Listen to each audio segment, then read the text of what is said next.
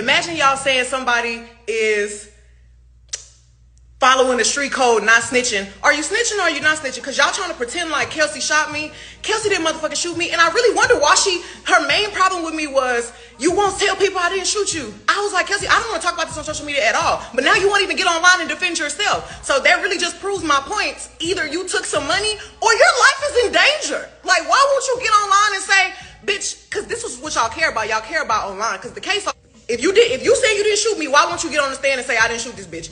You say it online every day. You figure out how to get your niggas to say you didn't do it. You figure out how to get the blogs to say you didn't do it. But the one fucking would have mattered from was you. You should have said, I didn't do it. Kelsey did it.